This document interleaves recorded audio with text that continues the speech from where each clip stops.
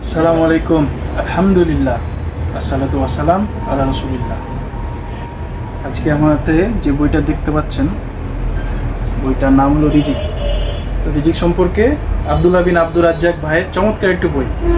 আমাদের অনেক প্রশ্ন থাকে রিজিক নিয়ে, অনেক প্রশ্ন। আমরা সবচাইতে বেশি চিন্তিত থাকি রিজিক নিয়ে। ভাই, রিজিক কি নির্ধারিত কিনা? আবার নির্ধারিত হলে তাহলে আমরা কি ঘরে বসে থাকবো নাকি পরিশ্রম করবো? তারপরে রিজিকে বরকত কী, রিজিকে বরকত কীভাবে আসে, রিজিকে বরকত কীভাবে হারায়, কী আমল করলে রিজিকে বরকতগুলা আমরা ফিরে পাবো। তো এই সব বিষয় নিয়ে আলোচনা করা এখানে। আমি একটা অধ্যায় নিয়ে আলোচনা করছি এই বইয়ের। সেই অধ্যায়টার নাম হলো ধনী হওয়ার সবচেয়ে সহজ উপায়। তো এই টাইটেলটা শুনলে মনে হবে যে খুব ভালো ভালো অনেক মনে ফর্মুলা দেওয়া আছে। হ্যাঁ, অনেক ভালোই ফর্মুলা দেওয়া আছে। তো ফর্মুলাটা কীরকম, একটা গল্প শেয়ার করি। ধরেন কারো ইনকাম হলো 30,000 টাকা, কিন্তু তার মাসিক খরচ 10,000 টাকা। তাহলে সে যদি শুকরিয়া আদায় করে সে কিন্তু অনেক ধনী। আবার কারো ইনকাম 1 লাখ টাকা, তার মাসিক খরচ 1.5 লাখ টাকা, তাহলে কিন্তু সে ঋণী। অর্থাৎ রিজিক বা রিজিকে বরকত বা কে কত ধনী এটা কিন্তু সম্পূর্ণটা আপেক্ষিক, এটা ধৈর্যের বিষয়। ধরেন আপনি কোনো দিন কোনো ফুটপাতে থাকা লোকটার সাথে যদি কথা বলেন যে সে কেন এইভাবে আছে, তার থাকার জায়গা নেই কেন, তার যদি গল্প শোনেন, তাহলে আপনার প্রতি সন্তুষ্টি আসবে। আমাদের সকলের উচিত আমাদের থেকে যারা নিচে, যারা আপেক্ষিকভাবে একটু দরিদ্র, তাদের দিকে নজর রাখা।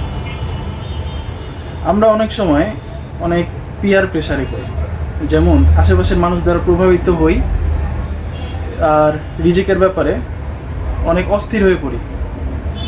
যেমন আমাদের পরিবার পরিজন, আমাদের স্ত্রী, এরা বেশ কিছু আমাদের চাপ দেয়। অনেক চাপ দিতে পারে, তার অমুক গাড়িটা লাগবে, তাদের ছেলের অমুক বাইকটা লাগবে, তাদের বাড়ি কেন এরকম না, এই চাহিদাগুলো কেন আপনি পূরণ করতে পারছেন না। তো এগুলো থেকে কিভাবে আপনি বাঁচতে পারবেন, কিভাবে আপনার স্ত্রী সন্তানদেরও আপনি ধৈর্য বাড়াতে পারবেন, এই নিয়ে খুব সুন্দরভাবে এই অধ্যায়ের শেষের দিকে একটা টিপস দেওয়া আছে। আচ্ছা, আপনি যদি কোনো দিন পার্কে, অবসর সময়ে পার্কে নিয়ে সময় কাটান আপনার স্ত্রী এবং সন্তানকে, তো তারা কিন্তু সেখানে গিয়ে আশেপাশের মানুষজনকে দেখবে তাদের গাড়ি আছে, কার গাড়ি কত ভালো, আপনার গাড়ির থেকে তাদের গাড়ি ভালো, তাদের ফ্ল্যাট ভালো, তাদের পোশাক আশাক ভালো, এগুলো কিন্তু তাদেরকেও প্রেশারাইজ করবে।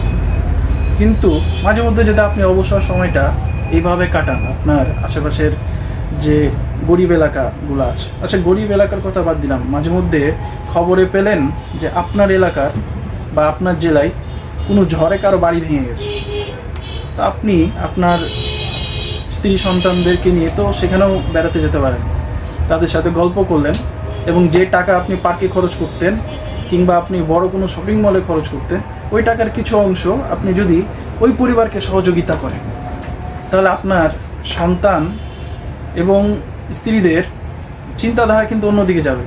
তাদের নিজেদের ভিতরে আত্মতুষ্টি আসবে এবং অন্যদেরকে নিয়ে ভাববে, অন্যদেরকে নিয়ে চিন্তা করবে। তো এরকমই বেশ কিছু টিপস এবং প্রশান্তিময় কথাবার্তা রিজিক নিয়ে, যেটা নিয়ে আমরা সবচাইতে বেশি চিন্তিত থাকি, কিছু আলোচনা রয়েছে, বেশ কিছু সুন্দর সুন্দর আলোচনা। তা আপনারা এই বইটা পড়তে পারেন। এই বইটা পড়ার জন্য আপনাদের বিশেষভাবে তাগিদ দিলাম, ইনশাল্লাহ ভালো কিছু পাবেন। জি, শুক্রিয়া। আসসালামু আলাইকুম রহমতুল্লাহ।